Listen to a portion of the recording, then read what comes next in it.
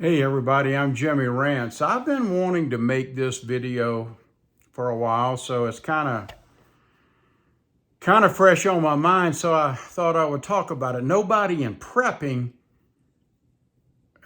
wants to say this, I guess, but I will. I will.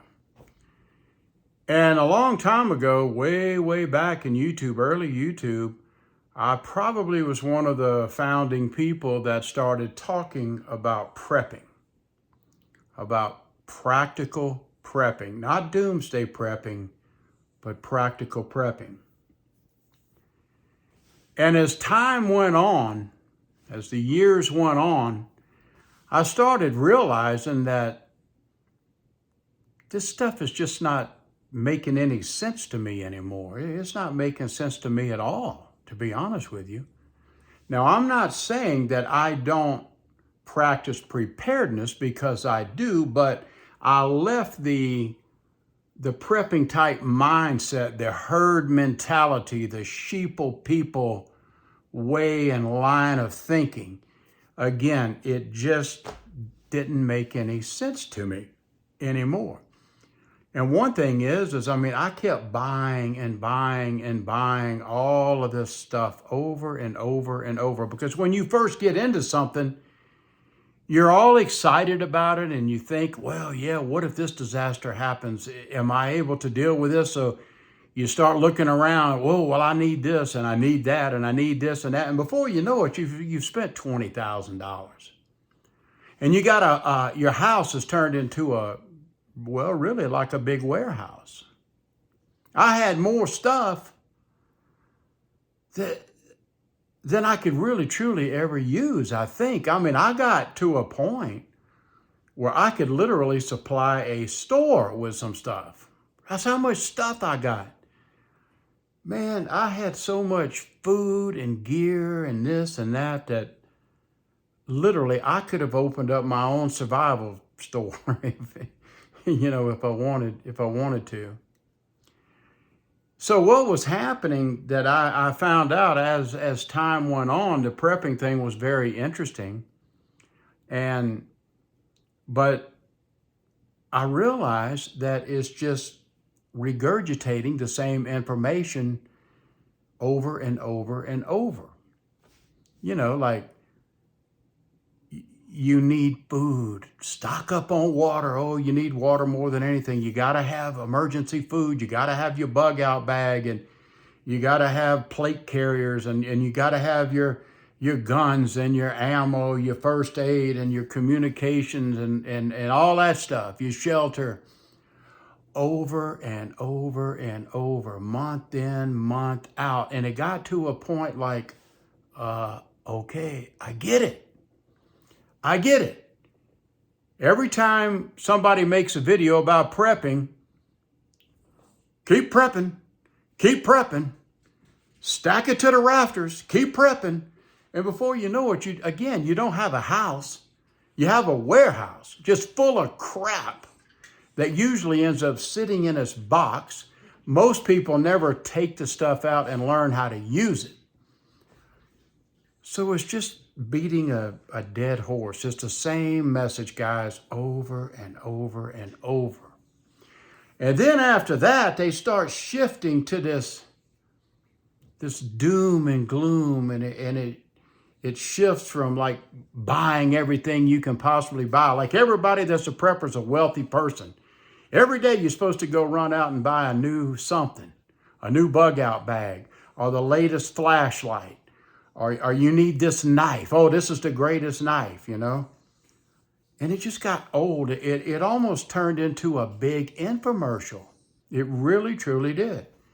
And now it seems like today's preppers are prepping shows. Now, I'm not talking about you survivalists who actually get out and teach people about survival. That's a different genre, a different animal. I'm talking about your basic prepping channels, the maggot gaggers, those who have run out of information, and so now they've turned into nothing but, let me show you the latest solar generator or the new e-bike. My God, man, it's all shifted into fear. And I've talked about that a lot, so I'm not going to kill you with the fear. and the doom and gloom that much. But every day is Halloween. I got to keep them scared because I've already told them that they've got to prep and prep and prep, and they got to buy this, and they need that, and they need shelter, and they need ammo, and they need first aid, blah, blah, blah. And I got to shift it into, I'm losing my audience, so I got to scare the hell out of them to keep them coming back. And that's what they've done. They ran out of material. And like I always used to say, after the bullshit, you better know something. You have run out of material. So now you have shifted from prepping and you've left it, and now you've gone into the scary news. Let me keep everybody upset. And when it got to that, it started to kind of irk me. And I started doing some introspective looking into myself, going, what the hell are you doing, Jim? My God, I got enough stuff that I could survive 50 hurricanes. I'm not going to be able to survive if there's a nuclear war. I just don't believe it. I believe that radiation's going to wipe us all out. I don't care what you do. I don't care if you buy that little $150,000, $200,000 bunker underground. It's going to eventually get you. And I'll tell you something else about this bunker business.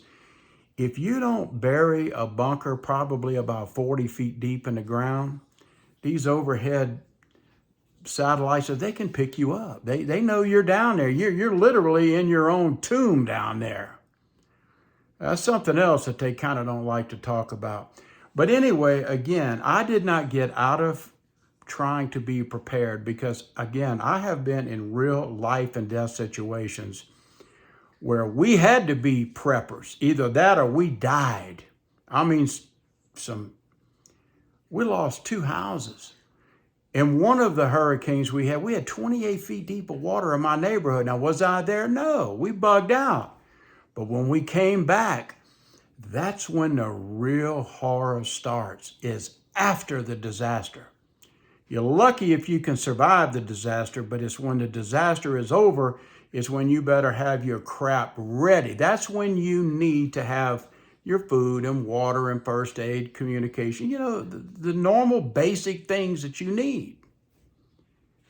But after you have all of that stuff, do you really need to listen to some moron online who thinks he's a professional prepper giving you survival tips? And this bastard has never even been in one disaster in his life, but he's going to tell those of us who have been in real life situations what to do. It's stupid. So it started not to make sense to me, so I withdrew and I pulled away from it. That's about all I want to say, guys. Be prepared. Go get you some extra food and some water, some flashlights and some Band-Aids and gauze and stuff. Make sure you have a way to protect yourself if somebody breaks into your house. Do what you got to do to protect yourself, your belongings, and especially your family. But my God, man, don't take food out of your children's mouths or just go crazy with this prepping. It's just not necessary. It's truly not. I realize these guys have kind of made YouTube a career of trying to scare the hell out of you, but I hope you'll get smart enough, folks, and just withdraw from it a little bit. You don't need them to tell you how crappy things are. And once you have your food and water and ammo and guns and all that, why do you need to listen to them? You've already heard their crap. Now, I guess you're tired of hearing my crap, so I'm going to get off. But that's why I left pretty much the sheeple in prepping. It got ridiculous. Wise up, people. Be smart, okay? Don't fall into their bullshit, really. I'm Jimmy Rance.